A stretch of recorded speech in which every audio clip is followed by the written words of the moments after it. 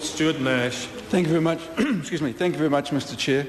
I stand in this committee stage to talk about allowing lines companies to retail in their local areas. And there are only 2 points I would like to make with regard to this, so it won't be a long call.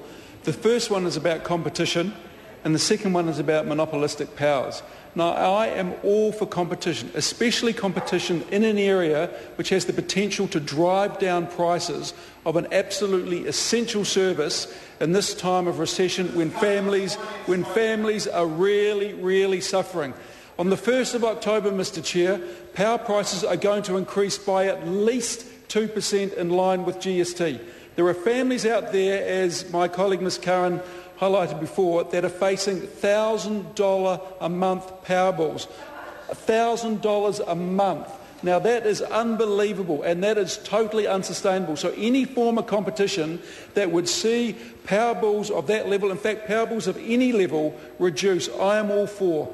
Make no bones about that. And I think the Labor Party is actually for competition in areas which open up markets and reduce costs to ordinary, hard-working consumers.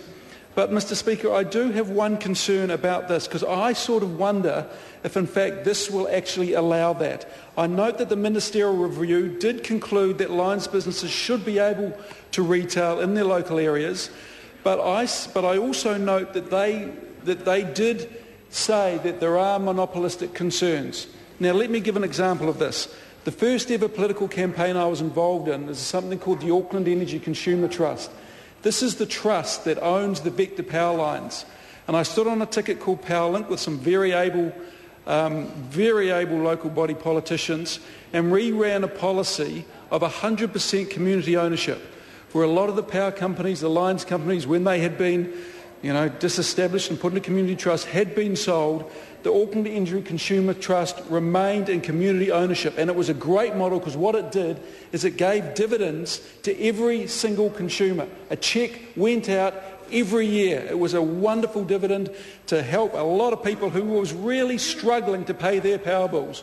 But what happened? I'll tell you what happened. There was an organisation, a right-wing organisation, that stood against this. It was part of the See Now ticket, and they said, we will not sell your power lines. And we said, hold a second here, there's something going on here, because they had come out and said, part privatisation isn't bad, but their campaign slogan was, we will not sell your power lines. Well, what did they do? They got in under that promise, and they sold immediately 24.9%. And I'll tell you what happened when that happened. The sort of non-profit benefits that go with a 100% community-owned organisation were really ramped down. Things like undergrounding. Undergrounding costs a lot of money. There's a non-profit motive, but it adds significant benefit to the communities within which it takes hold. That was scaled right back, because as soon as you sell down these organisations into commercial ownership, then the profit motive becomes the top priority. This is what we do not want to see here. Like I said, I have huge concerns about this. And within the Powerlink ticket within which I ran, we had these philosophical debates. Should we really push for the lines company to enter the retail market?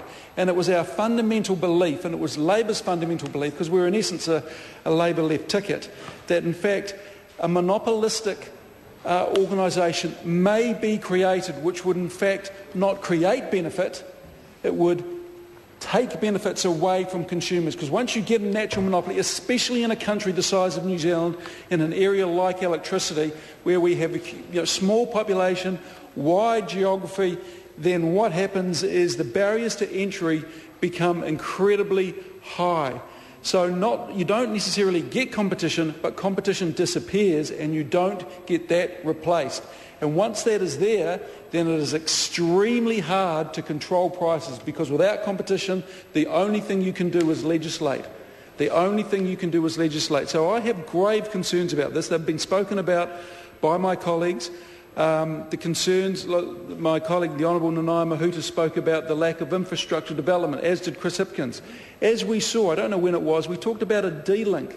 This was a lines company who was not putting sufficient effort into maintaining the infrastructure that carried electricity to the city of Auckland.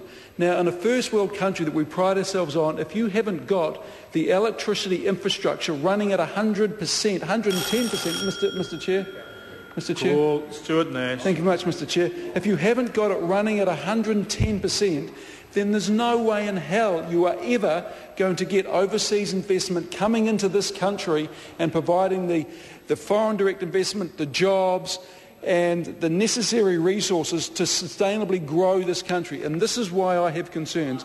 Vector should concentrate, lines companies should concentrate on providing an exceptionally good service to the retailers. But if that disappears, if the lines are blurred, if they're owned by the same company, the same group of shareholders, there are concerns, monopolistic concerns, and as I mentioned, that is not good. So in conclusion, Mr. Chair, I'd just like to sum up my 2 points. One, I am all for competition in a market that has the potential to reduce prices of an absolute necessity to consumers. I am absolutely for competition.